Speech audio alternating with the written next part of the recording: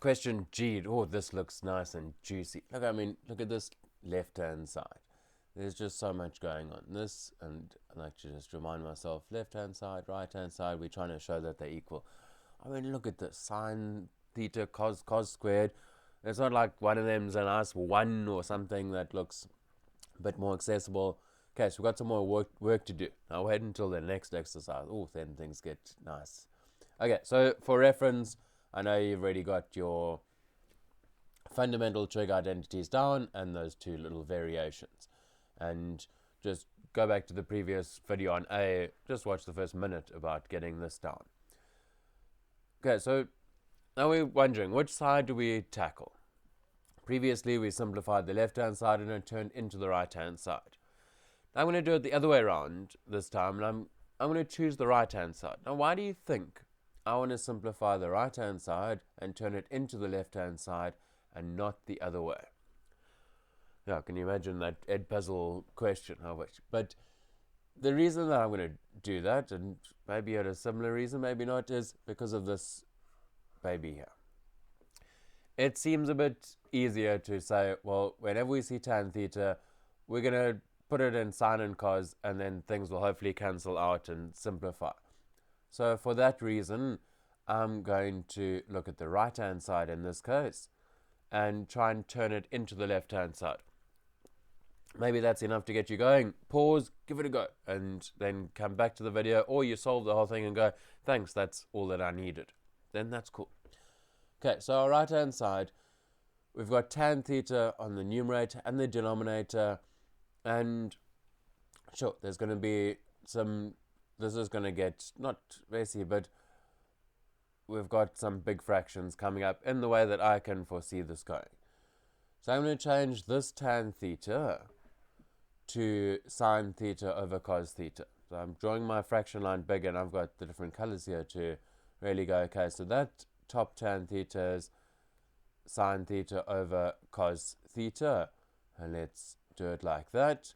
And the bottom part, well, this 1 over here, or in fact, the whole 1 minus, I'm going to write as 1 minus. And then the tan squared theta, I'm going to write as, like we did in the last question, well, if tan theta sine theta over cos theta, then we can square everything as well. So let's write that one as sine squared theta over cos squared theta. So just whenever I saw tan, replaced it with sine over cos, the tan squared was sine squared over cos squared, because none of these simplify down nicely. Okay, things are looking good. Equals, I've got my big fraction line. If you're doing a multiple big fraction like this, you could always just make this one really nice and thick to show what you're doing, so that it's like, that's the big fraction. Okay, I think you get what I mean. Now we are going to later, if we're dividing, we can change it to timesing 1 over that, but let's get to that. So this I'm going to leave as sine theta over cos theta. And sure, I keep on saying how many different ways we could go and which one you might be more comfortable with. But let's leave it like this and say, let's turn this bottom part into a 1 fraction itself. So let's go for the green for the bottom and say, our LCD is cos squared theta. This is similar to question A. This is a minus now. So this 1 over 1 becomes cos squared theta minus sine squared theta. Would it be nice if this was a plus? If this were a plus, then it just would have become 1. Okay, but not to worry. Let's put our equals. Just checking I've got enough space here. So if we dividing, it's the same as timesing by the reciprocal. So in other words, if I asked you what's 3 over 4 divided by 2 over 7, you would go, well, that's 3 over 4 times 7 over 2. You would just tip and times, that idea that I think we've done for many years and probably still don't know why it works. Okay, so let's do the same tip and times trick here. So we've got this fraction, sine theta over cos theta, and instead of dividing, we're going to times it by the reciprocal. So that's going to be times cos squared theta over cos squared theta minus sine squared theta.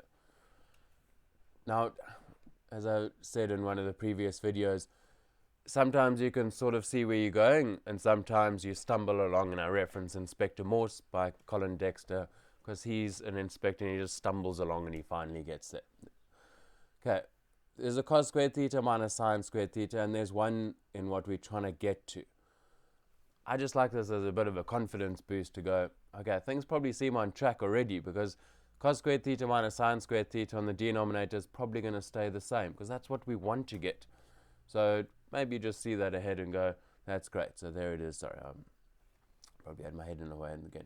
So what can we do here though? Things are looking up because we're multiplying. This is one term, that's one term. So let's just turn that into one term and say, well, that can cancel with one of those. So it's like an x and an x squared. So we're left with cos theta on the numerator. So in the numerator, we've got sine theta times, there's still a cos theta over there. It's just the squared part. And then divided by whatever in the denominator, cos squared theta minus sine squared theta. Isn't that what the left-hand side looked like? Hope it did. Yes, sine theta cos theta over cos squared theta minus sine squared theta. So our strategy, to recap, how did we get there again? Well, we saw tan thetas on one side and no tan thetas over here, so we thought, you know what, let's turn all of those tan thetas into sines over coses and go from there. This big divide we changed and tip and times, and we got there. Great stuff.